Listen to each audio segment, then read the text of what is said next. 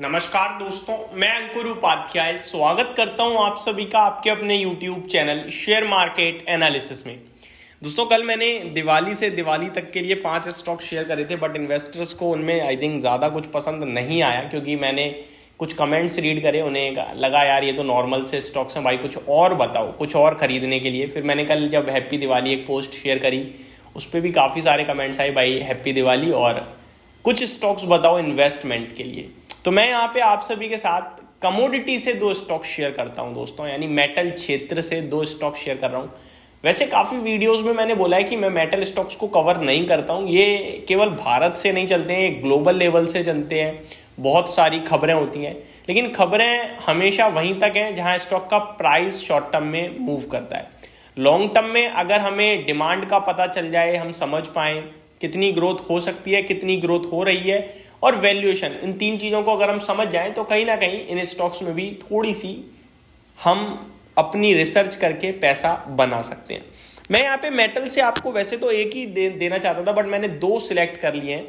अब आपकी इच्छा है, आपको जहाँ पे दिल करे निवेश करने का कर सकते हैं। आज मुहूर्त ट्रेडिंग भी है, मैं कहूँगा आपसे कि कहीं ना कहीं एक अच्छे स्टॉक में इन्वेस्ट करें, इन 2 में से नहीं, किसी भी स्टॉक में अक्रॉस।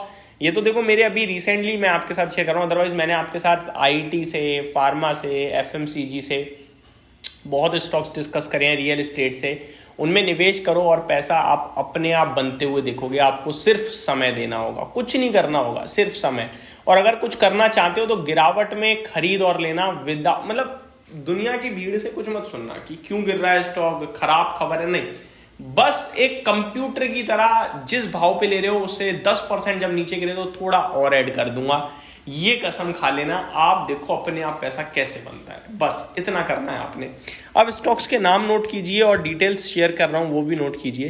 पहला स्टॉक है दोस्तों, देखो ईवी में ना कॉपर बहुत यूज होता है, ठीक है, और कॉपर की डिमांड भी काफी हाई दिख रही है दोस्तों। तो मैं यहाँ पे आप सभी के साथ पहला स्टॉक जो शेयर करने जा रहा हूँ वो कॉपर से ही है, और आप सभी नाम समझ चुके हो, हिंद कॉपर। अभी 2-3 दिन पहले ये स्टॉक 275-70 के करीब आया था, जब तब भी मैंने कहा था ये लेने का मौका है, बहुत जल्दी 340 तो दिखाई देगा। अभी 294 पे है। कॉपर की डिमांड मेरे को बहुत ज़्यादा दिखती है। 2-3 जगह बताता हूँ डिमांड कहाँ दिख रही है। एक तो ईवी में कॉपर बहुत हाईली यूज होता है, ठीक है, और धीरे धीरे आप देखो Hyundai ईवी में उतरेगा, ठीक है, एक आध गाड़ी तो है, लेकिन पूरी तरीके से फुल फ्लैश तो Hyundai आएगा। मारुति 2025 में या 25 के बाद ईवी प्रोडक्शन स्टार्ट करेगा, ठीक है, M&M है। तो ईवी अब धीरे धीरे प्ले आउट होगा। अभी तो टाटा मोटर्स प्ले कर रहा है, धीरे धीरे कंपटीशन आएगा। तो मेरे को लगता है यहाँ पे डिमांड बहुत हैवी रहने वाली है। दूसरी बात, ये जो वायर्स एंड केबल्स हैं ये विदाउट कॉपर हैं क्या? ये जो हर साल भीषण गर्मी पड़ जाती है और एसी की हाईएस्ट डिमांड आ जाती है, क्या वो विदाउट कॉपर है क्या? एसी जब आप लगते हो देखोगे लिखा होगा 100% कॉपर। जिस वायर पे कॉपर आ जाए उसकी कीमत बढ़ जाती है। कॉपर की डिमांड है भाई साहब, क्वालिटी है। तो कॉपर तो मुझे लगता है बहुत ही ज्यादा इस्तेमाल और यूज होने वाले मेटल लगता है, इसका प्राइस डेफिनेटली गेन करेगा। अभी 28,000 करोड़ के मार्केट कैप पे हिंदुस्तान कॉपर और 294 पे प्राइस है।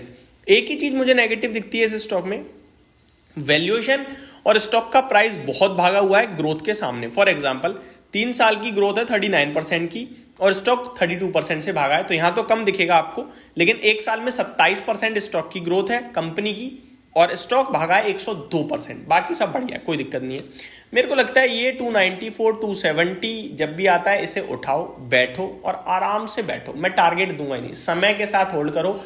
हर साल अगर 20% मिल रहा है तो होल्ड करना, कब पता नहीं मल्टी बैगर बन जाएगा, आपको पता भी नहीं चलने का, ठीक है। पहला है हिंद कॉपर। दूसरा भी दोस्तों मैंने इसी रडार पे रखते हुए चीजें सोची हैं।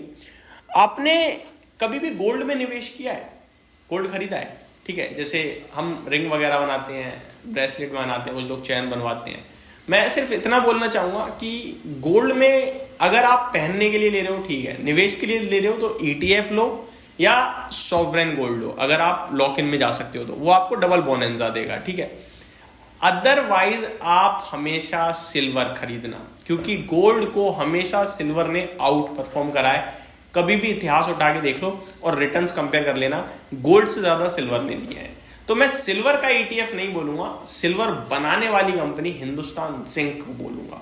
हिंदुस्तान जिंक सिल्वर कहीं ना कहीं सेकंड लार्जेस्ट प्रोड्यूसर है, आप कह सकते हैं। इनफैक्ट फर्स्ट ही है, 21% का मार्केट शेयर इन्हीं का है।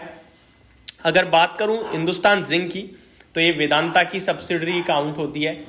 मैं कहूंगा आप इस स्टॉक में निवेश कीजिए। अब सिल्वर पता है क्यों तेजी से भाग रहा है? ऐसा नहीं है बिना बात के भाग रहा है। जो सोलर पैनल है ना दोस्तों, उसमें सिल्वर यूज हो रहा है और उसकी भी डिमांड एग्जैक्टली ईवी जैसी है कि फ्यूचर बिजनेस दिखता है वो।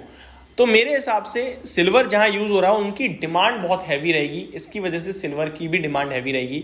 जब सिल्वर करीब 80,000 था, मैंने कहा था 1 लाख तक जाएगा सिल्वर, और उस समय लोगों ने कहा था भाई कैसे खरीदे, तो हमने बताया भी था ETF के द्वारा खरीदो। आज 1 लाख हो गया है। मेरे को लगता है यहां से भी सिल्वर चलेगा और हिंदुस्तान जिंक आपके लिए पैसा बनाएगा। तो ये मेरी तरफ से आपके लिए दिवाली पिक है। बाकी अभी 5 बजे तक ये वीडियो मैं पोस्ट करूंगा और 6 बजे मुहूर्त ट्रेडिंग में मिलते हैं आप सभी के साथ। Thank you so much for watching this video. Have a great day guys.